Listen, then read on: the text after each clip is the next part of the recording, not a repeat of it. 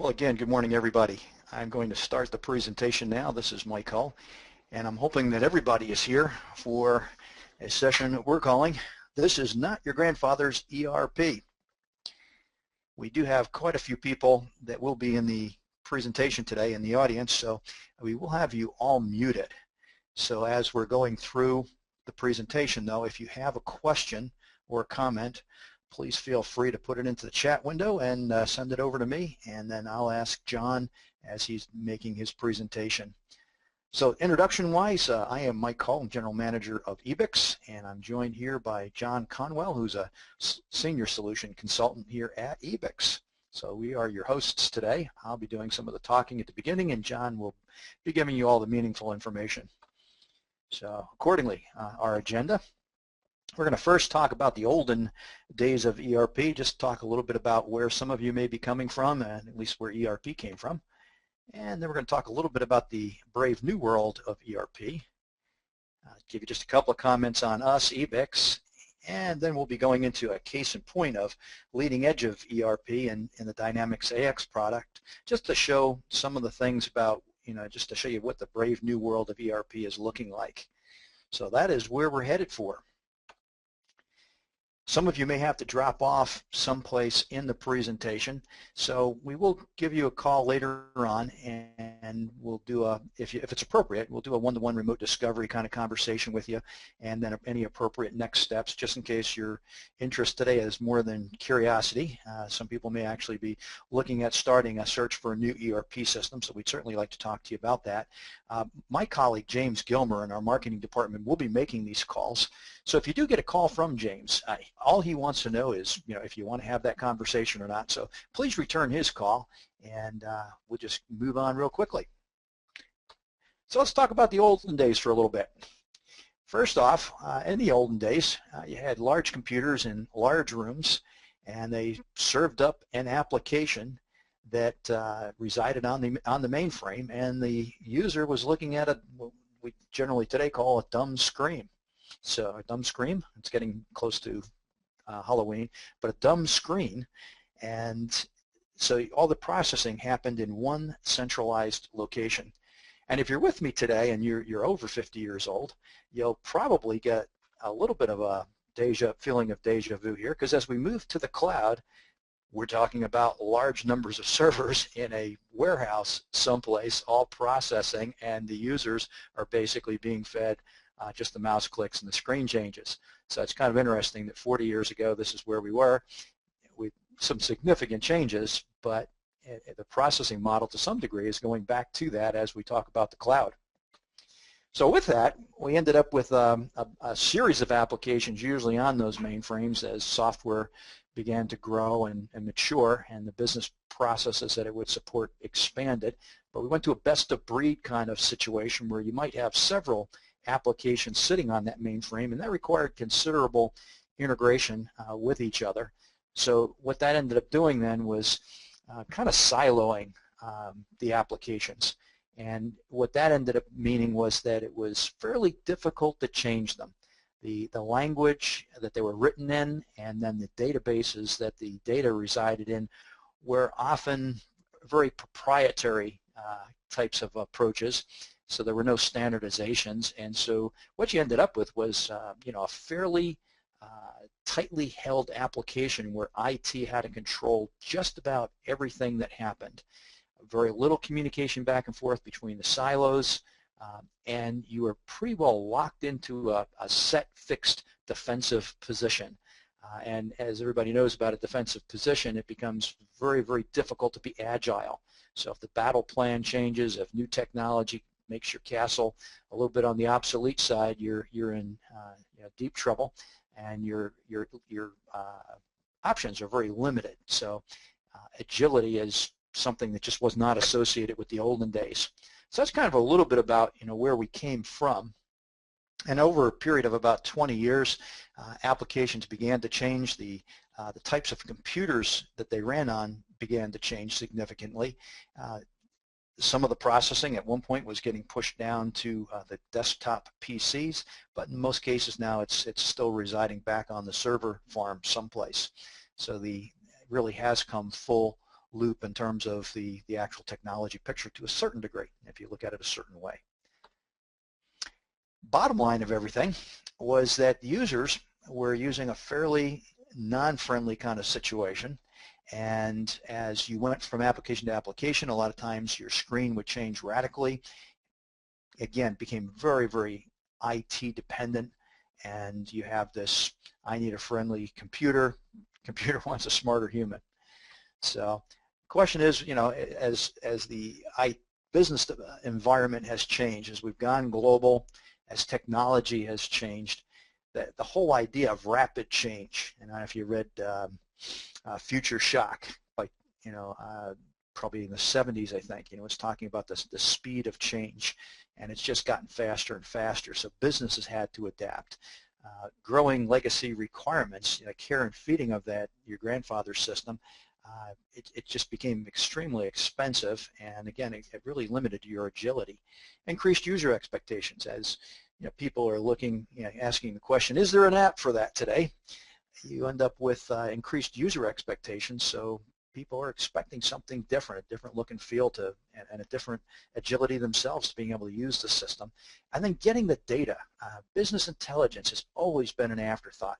And the question was, I know the transactions are there, I know the data's there, I just can't get to it in some kind of a meaningful way. So today's business environment, though, is really changing rapidly, and it's pretty much saying that we need to be able to get to the data.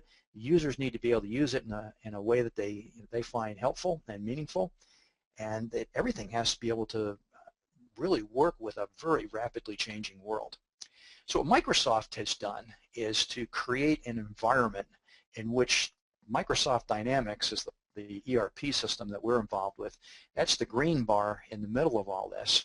But in order to get away from your grandfather's ERP solution, what Microsoft has done is to say, well, taking into account all of what we talked about, siloed, database and language that are proprietary, best of breed, etc., Microsoft's attitude was, let's look at technology that lots of people already own, tools that people are already using, and let's create an environment in which the ERP system can reside that allows people to use it in a variety of different ways, and then definitely be able to get to the data in a variety of different ways, in a variety of meaningful ways.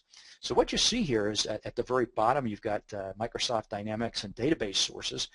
That's certainly going to SQL Server. Inside a SQL Server, many people own that product, but you own two products within that make reporting very easy. SSRS, which is for reporting, and SSAS, which is for analysis. So picture a pivot table in Excel for analysis, but enables you on the fly to change what you're looking at and change the view that you're considering, and enables you to really solve problems much more quickly. And the bottom line on that is that it's without going to the IT department to get that done. It puts really the power in the hands of the user. Moving up to the black bar there, you see Office. So we've got Excel, we've got Word, we've got Outlook, and so what's happening then is that the Microsoft environment enables you to expose that data to Excel, enables you to send things through Outlook, and in fact Microsoft Dynamics and all the MBS products look like Outlook. So the whole look and feel has become something that where the user experience is very similar as you go from different parts of the application to other parts in the application. And then getting back to the whole data and getting at data, SharePoint server. Many people have started using SharePoint for document management. So what if all of our documents that were in the ERP system resided in SharePoint, so they were open to whomever we decided to open them to, but we secured it as tightly as we wanted to. SharePoint is where the documents are managed. SharePoint's also where we're using the SharePoint tools to manage exposing things to the web, and we're also using SharePoint for workflow. So what you end up having then is a set of tools and a set of applications that are pervasive and that most people already own, a lot of people understand how to use. So we're getting away from the castle, getting away from the silos, getting away from the best of breed, and really empowering users and removing a lot of this out of the IT department, so IT can become much more of a strategic part of the business. So Microsoft Dynamics AX, I'm just going to make a couple of comments on that. You can see at the very middle is the business intelligence aspects, because we really believe that although you're buying the capability and the functionality in sales and marketing, manufacturing, procurement, supply chain, etc., a great deal of the value you're getting is the ability to manage that information in a meaningful way. So business intelligence really is kind of the cornerstone of everything, or the centerpiece of everything. But I'm showing you this slide just so you can get an appreciation for the fact that the best of breed has gone away from your grandfather's solution, and all that functionality is essentially available within Microsoft Dynamics AX. And a really good example is Microsoft. If you look in the upper left-hand corner there, you see Microsoft Dynamics CRM, which is again a very popular. It's part of our group, and that's very tightly integrated. So when we're talking about manufacturing and CRM, we're talking about doing things in engineering and developing prototypes and working with the salespeople and the procurement people, etc. That tight integration gets you out of that best of breed where you're totally siloed and you can't talk to each other. In Microsoft's world, you can collaborate very tightly together. So that's a picture of Dynamics AX, a little picture of the technology environment that AX resides in, that Microsoft has created. And essentially the whole purpose of it is to get us out of the grandfather's ERP solution and into a brave new world where users are empowered and information's available very quickly to either solve problems or collaborate on. And I just want to make a couple comments about where the product has come from. You can see that there's about 18,000 customers using it, but the most important thing is in the lower right-hand side there. Gartner is a research firm that evaluates all the mid-market ERP solutions every year. And I haven't seen this year's yet, so the most recent one I have is 2012. But you can see there that AX has basically drifted from the lower left-hand side all the way up into the leader, completeness of vision, ability to execute department. So it's an extremely competent product. It's Microsoft's enterprise level product. So we have companies that are using it where they have multiple facilities across the world, and then we have companies that have just one facility in one state in the United States. We have people who have 25, 50 users, and we got people that have thousands of users. So it's extremely scalable as well. So that's a little bit about the AX product.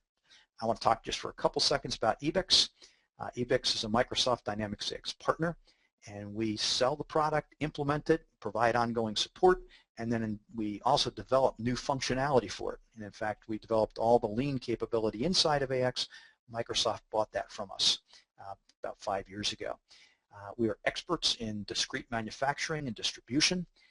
We're very, very centered on companies where manufacturers have significant engineering inside of their items. So that's a specialty of ours.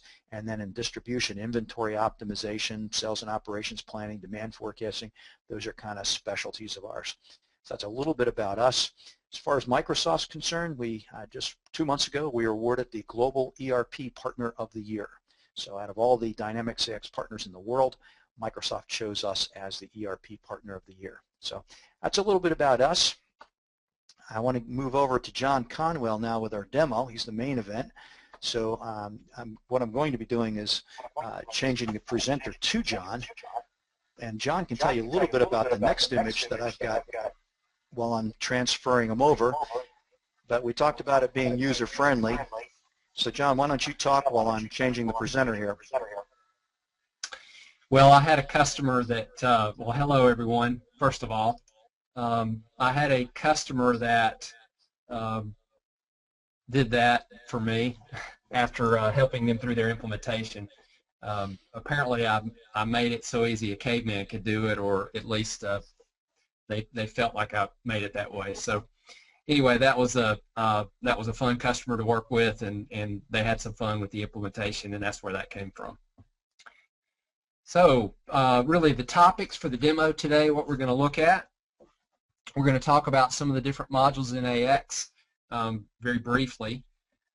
We're going to go into a little bit about the navigation within AX, and then we'll talk a little bit about role-based security and how that works and how the role pages are linked to different users. We'll talk about home pages, which is basically the role page that a user sees when they log into AX and really simplifies their navigation and gives them important information. We'll talk briefly about web portals that are available so that we can collaborate with our customers and vendors, and we can actually do lots of different transactions. Our internal employees can do lots of internal transactions, self-service employee things of that nature. Reporting tools, we'll talk about some of the reporting tools that are available to you, things like SSRS for some of the standard reports, Management Reporter for financial, and we'll talk a little bit about how Microsoft's strategy has been to use the best tool for a particular problem you're trying to solve. And so we'll talk about that. And then we'll have, kind of to wrap it up, we'll have a mixed mode manufacturing scenario where we talk about where a company is using a traditional production order type methodology and then maybe using a little Kanban involved with that as well. And then that'll really cover what we're going to talk about today. So I'm going to go ahead and jump into the demo here. And what you're looking at when we log into AX is what we call the home page or the role center for that particular person. And this role center is really busy because I've got a lot of different things from several different roles here. So we'll kind of talk to that here in a minute. Now, within AX, there's quite a bit of functionality that Mike covered a few minutes ago, talking about everything from service, project management, sales and marketing, and just traditional production and accounting. All those things are there, and all these modules. We'll touch on some of those different modules as we go. We won't hit on all of it, obviously, in our short period of time, but we'll touch on quite a few of them. So one of the first things that we want to talk about a little bit is within AX, the navigation in AX and how that works. And one of the things you'll notice over here is I have my favorites set up, and those are things that a user could personalize what their favorite screens are. And quite often, an example of where you might want to do a favorite is end of the month closing. You may have several forms that you like to use, so the user can actually create their own list of favorites, put their filtered forms over there. In this case, I'm going to have a link to the customer's form.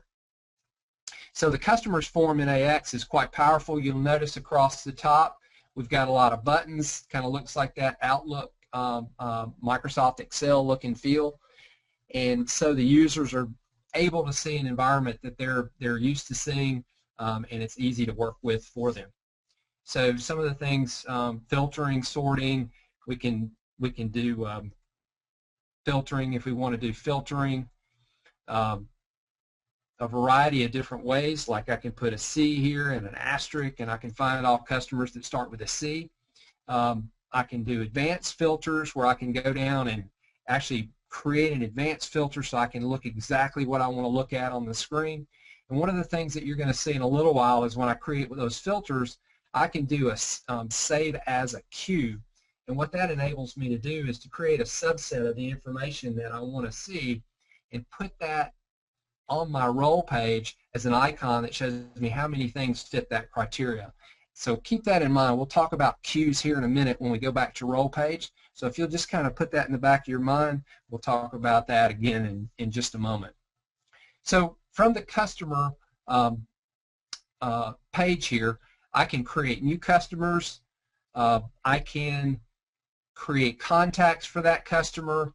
I can see the account balances, how much total outstanding dollar balances I have. I could export things from this screen to Excel, and we'll cover that a little bit later. If I have forecasts with the customer where we're forecasting to sell them certain items, I'm able to get to that from this same place. I'm able to analyze data. I can send it out to PowerView, which we'll talk about briefly here in a little bit. And then when I go over to the Sell tab, I can do things like look at quotations for that particular customer. And you'll notice that I use my back button very much like a regular browser to be able to navigate. If I want to look at their sales orders, I can go there as well to see all the sales orders for that particular customer. So lots of functionality. I can even, if I had some quality issues where we had created some non-conformances against a part that we were shipping to that customer, I would be able to see that, or a part that was returned from that customer, I could see that as well. And then as you get into, you can do invoicing. From here, you can do collections, so I can actually apply cash payments against this particular customer, or I can, if I want to see their open transactions and apply a credit towards another invoice, I can get to that as well. When we go over to the projects tab, if we're maybe a engineer to order type of company, or we have some kind of longer term projects where we're working on for a particular customer, I can get to those here as well, and I can do the billing and things like that from here. I can create quotes, project quotes for those projects from here as well.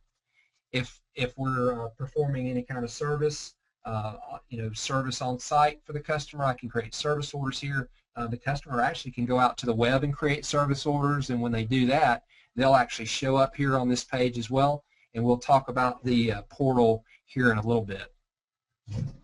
One of the final places that I'm going to touch on while we're talking about customers is within eBECS there's a very powerful tool called cases and then activities. And what cases do is they give you a way to log information that needs to be done against, say in this case, a customer. So the case gives you a set list of activities that occur when you create a case based on the type of case you create, and it'll assign it to different individuals within my organization. And that case template will have activities. Those activities will show up in their Outlook, and they'll show up in their work list, which again, put that in the back of your mind. I'll show you the work list in just a minute. So if I needed to create an activity for this particular customer, maybe I need to follow up with him on something, I could simply come here, create an activity, and it would actually show up in my user's role page when they log in, and would show up in their Outlook as well. So it's quite powerful being able to see that type of thing. So with that, that kind of leads me to the home page, so we can kind of talk about the things that we've talked about. The queues are basically sitting here, and those are activities that are showing up on their role page. And then over here is the work list that we talked about, the activities that they do. We'll come back and look at some of these activities in a little more detail in a minute. I'm going to kind of skip over to how does the system know what my role page should look like when I log in. So kind of to initiate that will be Inga, and Inga is a purchasing person that logs into eBECS, and when Inga logs into eBECS, she has a different view than other people within eBECS. So she sees spending by procurement category, so that's a power view look at information that's important to her. And then she has links to the screens that are important to her, and also the reports, the key reports that are used to do her particular job. And then up here in these queues, there's important queues of information. It kind of shows you a stack of how big the information is. Delayed purchases, for instance, would be purchases where our purchase order said it should have come in on a certain date and it didn't. Obviously, there's a lot of those, and Inga's got a lot of work to do to clean that up. So the key is that the user is able to see what they need, get to the forms that they need to easily, and see the information that they need to do their job day to day. So really, to set that up, we'll kind of back into how that works in eBECS and how eBECS knows to do that, and we'll kind of talk about security for a minute and the roles that are interacted with the security, so you'll kind of understand how all that works. So I'm going to go back to my original user, and the user that I'm in now actually has a role of a CEO, plus he has all kinds of information. So this user gets a lot more information than most, and we'll talk about some of that here in a minute. So we're going to go to the role-based security and kind of talk about that now. And so I'm going to go to the users. And one of the things that you'll notice within eBECS is using Active Directory users, which are basically Windows Server users that are created on the domain, and those same users work within eBECS. So if you think about your grandfather's ERP in the old days, what you would have is you'd have a login to your network, and then you'd have a totally separate login to your ERP, and those two wouldn't match. So your IT people would have to maintain two different logins, and then your user would have to remember two different passwords. And so having this connected with the Windows Active Directory really is a nice feature. And then we'll go look at Inga, since we looked at her login a minute ago. So we'll open her security up and see that she's assigned different roles. So she's assigned the purchasing manager role, and that purchasing manager role enables her to get to a lot of different information here. That could be modified by you because your roles within your companies are going to be different. But that role-based security is really quite easy to maintain once the roles come predefined in AX, so you don't have to start them from scratch. You might need to tweak them a little bit to make them fit exactly your needs of your business, but it gives you a good framework to start with. And then when Inga logs in, she has that role page that we talked about, and her role is purchasing manager in this case. So we can go out, and within AX there's like 45 different roles that are available. So this is a list of the different roles, and Inga has that purchasing manager role, and that's why when Inga logged in, she was able to see this particular role page. Now within her role page, she can add cues herself. She can delete cues from this so that it's personalized for her, but that default role page is going to be the one that she'll get out of the box, and then we can tweak it for her particular role as needed. And then if we go look at, we'll go look at another user real quickly. We'll look at Eduardo, and Eduardo's role is a production planner. So we can go to the production planner role page, and I can actually view that from within AX just to see what it'll look like. And some of the things that Eduardo as the production manager might be interested in are obviously different than what Inga, the purchasing manager, would be interested in. So Eduardo is going to see things like delayed production orders, and he's going to see things like capacity. You know, how's his resource capacity holding up versus his capacity? Looks like he's doing pretty good now based on the chart. So he gets a quick view, you know, of what his capacity looks like and whether or not he's in trouble. We put those key things out on their role page so that they'll see what's going on there. So we're going to go back to the original home page that we talked about, and again, this one is quite busy. It's got a lot of different information. The role here that we started with was the CEO's role, but then we've added some additional functionality so that we can go to one role page kind of to show you different things. The planned purchase orders in this case would be all the planned purchase orders that the master planning system thinks that we need to order, and obviously we need to order a lot of materials. So the CEO might want to see that because he might want to say, well, man, why are we ordering $7 million worth of materials? You know, he might want to have another one up here that says, well, we've got $20 million worth of orders, and oh, okay, well, I guess that makes sense. And then below that, if he's wanting to look at his financial performance, he could look at his inventory turnover and see that basically it's green, so it looks good. So maybe those planned purchase orders are okay. So really a quick glance from the role that this particular person, in this case the CEO role, could be CFO role, would probably have some of the same type indicators on their page. And the key is that these are pre-built pages. This is standard AX. Everything that I'm showing you is out of the box and can be, you know, enhanced by you as well. And then these cues and things like this can be built by the individual user. So really a nice feature. Okay, so we're going to bounce over to the work list for a moment. Hey, John, could I ask a quick question here? Sure. If all we wanted a particular role to see is the map on the bottom there and the ability to click on things on the map, could we remove everything else and just make it simple and just show the map? Absolutely. We can create roles pretty easily. We just go in and we can create a role and assign that role to whatever individual, so that, yeah, that individual could only see one thing, and they may only have in their reports, you know, just like we showed for Inga, she had a lot less things that she could get to than Charlie, our CEO, can in this particular situation.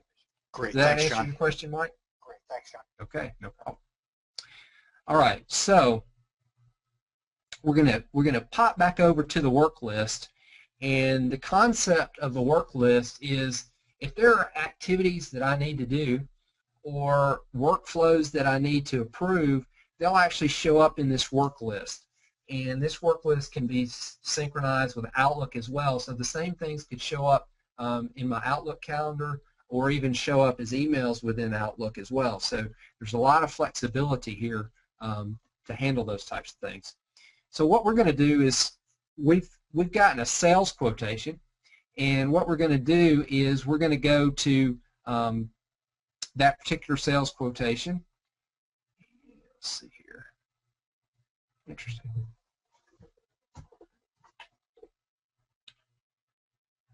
Let's refresh our page.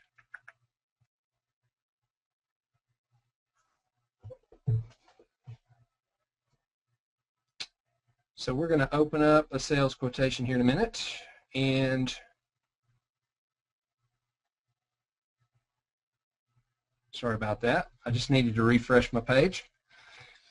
And this is a sales quotation that needs to be approved by my user, and immediately I pull up the sales quotation, and I'm wanting to say, well, what is this sales quotation for? So I actually can go out, and I can actually go out and look at a document attachment that's a drawing and see what it looks like. And then the other thing that I might want to do is I might want to go out and look at the prices for this particular item and see what kind of margin I'm expecting to get on this particular quotation. So the quotation was built up, the costs of it were calculated, and then the person that's approving it's going to get the workflow that's going to go through and see that they need to approve it, and then basically to approve it they can go to actions and they can complete or approve the task. So that's basically how that works. And then so the financial performance indicators, we talked about that a minute ago. If they're green, they're good. If they're yellow, we got problems. If they're red, we really got problems. And then over in the organizational performance indicators, we can look at information, and all of this is showing basically the current month's costs and then the previous months and what the change is, so that we can see, every day when we log in where we're at, where our business is at that particular day. So it's really some really powerful tools to be able to see these things. These are actually built with within SQL analysis services, and then down at the next step here, we're going to talk about looking at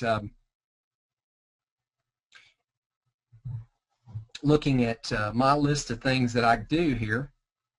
And the sales analysis dashboard is a great tool that we have that can show us, it's actually built with a tool called PowerView, and it's really a great analysis of all the sales information in the system, and I can go in and really drill into what's really going on with a particular product line, and it's really an interactive view of what's going on with sales analysis, what my trends are.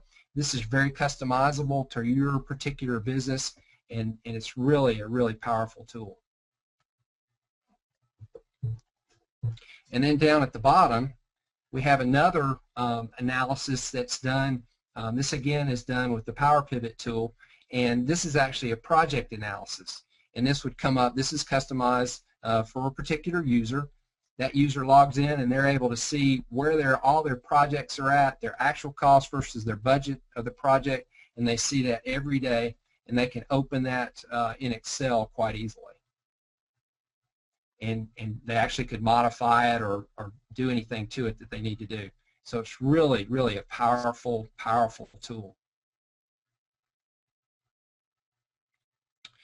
The next thing we want to talk about a little bit is in the reporting and what some of the reporting tools are available.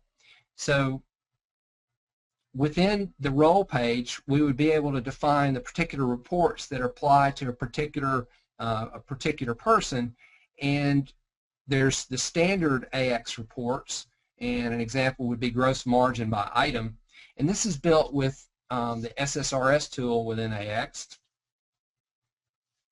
And so that particular tool is what all the standard AX reports are built on, SSRS, and it can be run a variety of different ways, a summarized view or a detailed view.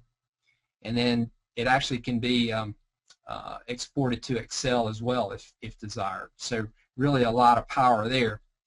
You go down here to the financial reports, and one of the things I like to say is the different tools within AX, you think of them as like different golf clubs that you would use on the course.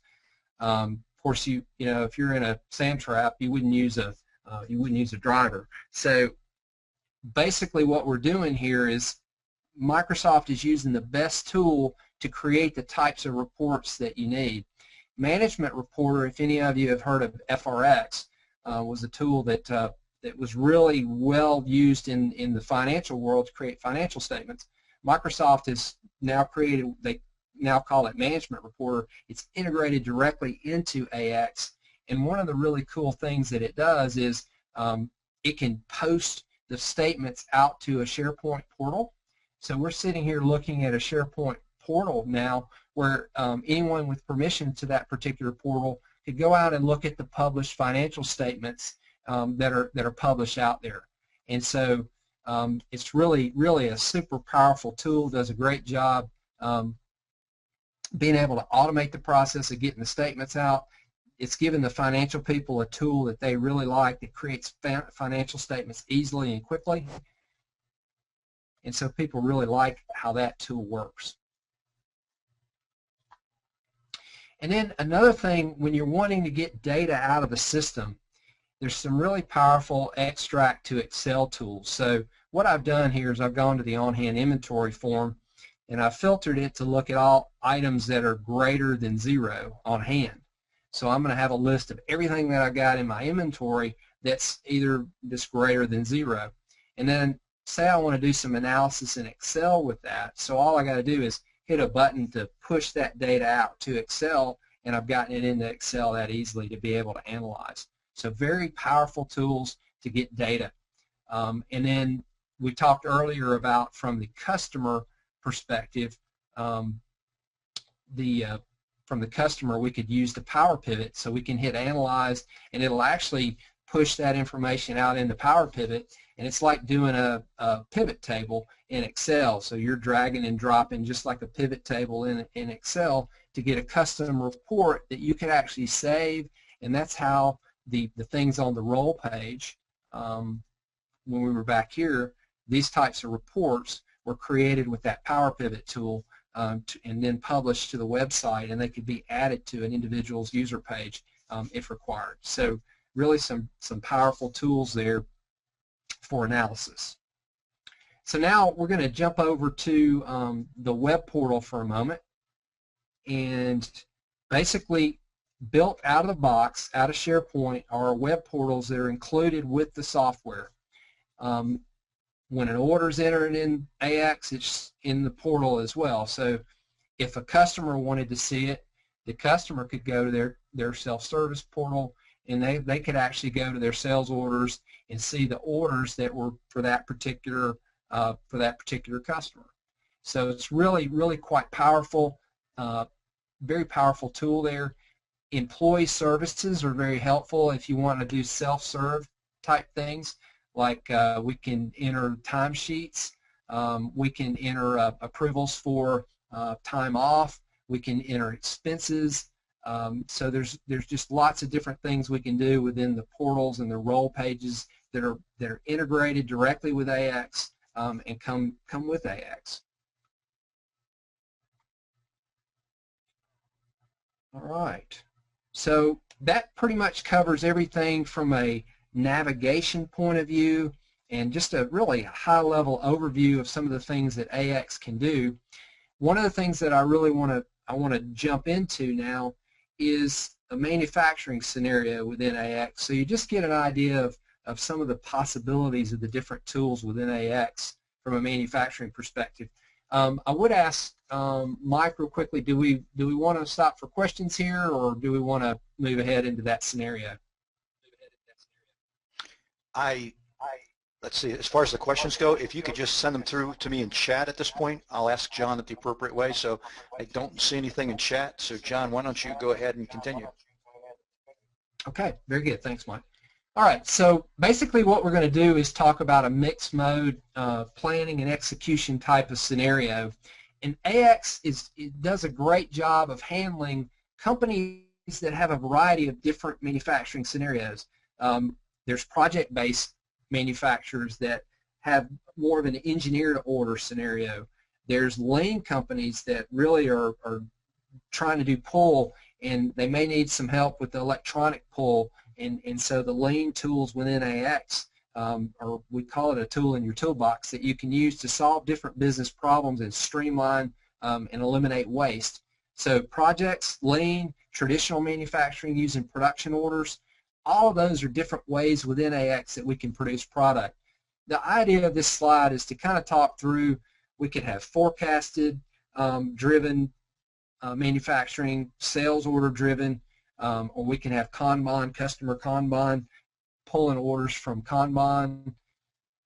Master planning can be used for some items, Kanban for others. The support in lean terminology, Hijunka leveling, we'll talk about that briefly in a minute. Traditional master planning, capacity planning, production orders, Kanban on the floor, material consumption, and then purchase order, traditional purchase order, or supplier Kanban. All of those different scenarios are supported within eBECS.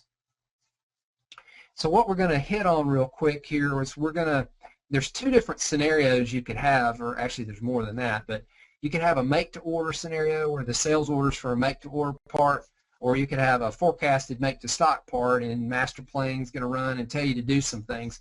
In our scenario today, we're going to talk about a make-to-order type scenario. And so let's flip over into eBECS and talk about how that's going to work. So the first thing I'm going to do here is I'm going to go into eBECS and I'm actually going to enter a sales order. So I'm just picking my favorite customer, and then I'm going to enter the sales order. We'll just do a quantity of 1. Notice that it pulled in a purchase price. One of the key things a manufacturer needs, and again, this goes back to traditional, the grandfather approach here. Early on in my career, when you entered a sales order, you'd enter a sales order in the system with a date, and you would just hope that you got it. In today's systems, we enter a sales order, and we're able to go in, we're able to try to meet the customer's delivery date. So in this case, the customer wants it really fast, in a week. We can actually change to what's called CTP, or capable to promise. And what's going to happen when it does that is the system is going to go out and try to figure out, when could I give this thing to the customer? In a make-to-order scenario, we may not have the item. We may even need to buy some long lead time purchase parts. So the system is going to go through what's called an explosion. It's going to go out and look at my bill of materials, see what I have on hand. It's going to look at the purchase parts, it's going to look at the purchase lead times, and try to figure out, when can I deliver this thing? It also can look at capacity, and there's a couple different ways that we do that based on whether we're using lean or we're using production. So we'll talk about that in a minute. So it came back with an 11/8 date, and I can go in and I can update the confirmed date. So that'll update the confirmed date to the customer. So the next question is, well, why did it do that? Why did it, the customer wanted 10/16. Why in the world is it given 11/8 is the date? So I can go out, I can look at what's called an explosion, and the explosion basically is looking at the bill of material. And in this case, my bill of material, the top level item was a make-to-order finished good, and that make-to-order finished good consisted of a make-to-stock component and also a make-to-order component. So the make-to-stock component, we already had planned using Kanban to have that part. So that part's just on hand because it's a runner or repeater, something we make all the time, and we're controlling it by a Kanban system of some type. The other part is a part that is a component of this thing, and we need to make that every time we get an order for the top level finished good. We need to make the component as well. So the system is creating a planned order saying, well, you need to make that component, and then it's saying there's a purchase part that's a component underneath that, and you need to buy that particular component, and that is what's driving this thing out. And you can tell that by down here you get a futures date. And so I can look at what's called the requirement profile for that particular item, and I can see that that particular item has a 20-day lead time. So that's why it's pushing it out. It's an item that we buy every time. It's a purchase to order item, basically. We got an order that required that part, so it's saying that it's going to take us a couple of days before it can do it, and that's why it created that particular scenario. Your traditional manufacturing scenario would go out and you'd have planned orders. Those planned orders could be firmed. In this case, this bottom part is a purchase order, so simply firming that actually creates the purchase order. And then if I wanted to automatically create or firm the production orders, I could do that as well. So in this case, if I ran an explosion at this point, I go back to my explosion, and what you're going to see is the system change what those are. Now, instead of planned orders, there's actually a real production order out there that has a production order number. There's a real purchase order. We haven't released it or sent it to the vendor yet. We could have automated that actually to where it already went automatically when it was firmed. Generally, purchasing would like to look at it, review it, and then hit send, and then it could send it electronically to the vendor. So we're ready to produce this part. So let's kind of go to talk about traditional manufacturing and how we would traditionally see it out on the shop floor versus how we might see the make-to-stock component in the lean world. So we'll hit on that real briefly, and we'll kind of wrap up with that discussion. So generally, in a traditional production approach, we would see, in this case I'm using a current operations form, it could be a different form as well, but this is basically showing a particular resource what they have to work on, and within the document attachment methodology in EBECS, they can go to the attachment and they actually can go look at the drawing and so forth. So that's traditional. Going to use a traditional production order. It's going to use a routing. It's going to go look at how much capacity I have per day, and maybe I have an hour scheduled for this particular operation. It's going to go schedule that time, and it can do that finite capacity plan or infinite plan, either way. Now let's kind of switch back over. We'll switch over kind of to the lean world for a minute. And in the lean world, if we've got a make-to-stock part or maybe even a make-to-order part that we want to use the lean technology for that's in Microsoft AX, this is really something that excited me years ago, because I came from a customer that was using traditional production orders and was trying to implement lean. Couldn't really figure out how they both could fit, because they were trying to prioritize production orders versus Kanbans out on the shop floor, and it just really was difficult to do.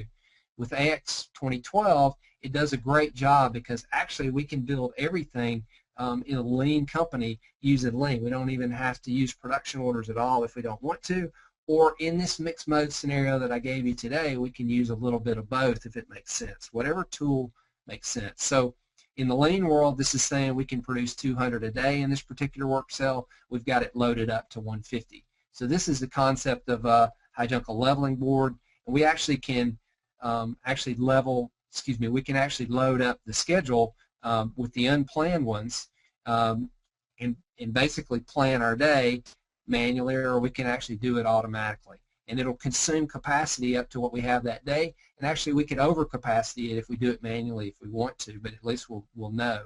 If it's automatic plan, it'll put it in the bucket automatically, only if there's room.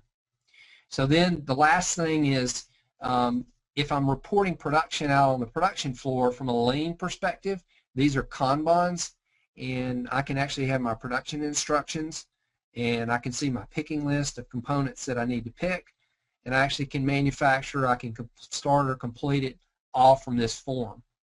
From a production order, we'll go back to that current operations form. That was one way. I could do the same thing. I can start it here. I can report finished operations here. I can also, like I showed you a minute ago, look at the drawing. I can do the pick list where I can update different amounts of material. So I have a lot of power here to do different types of things. Those are basically the two different approaches that I wanted to cover today. In your scenario, we're liable to have a different scenario, and we will go in, do some discovery, figure out what your scenario ought to look like, and then demonstrate that back to you. So Mike, I'm pretty much covered everything I was intending to cover today. I'll let you take over. Okay, John, thanks very much. I'm not seeing any questions, and this would be a great time to answer any questions you might have. So shoot us a note, shoot us a chat, or whatever. And what I'm going to do is, while we're waiting for anything, I will show my screen again.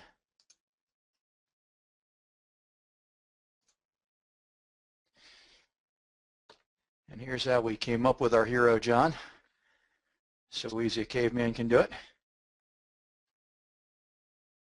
I'll just talk for a couple seconds and just kind of do a little review, but please shoot us a chat with a question if you've got one. We talked about in the olden days there was a mainframe. We talked about being made up of best-of-breed, siloed information, siloed applications, and databases and development languages that were very proprietary.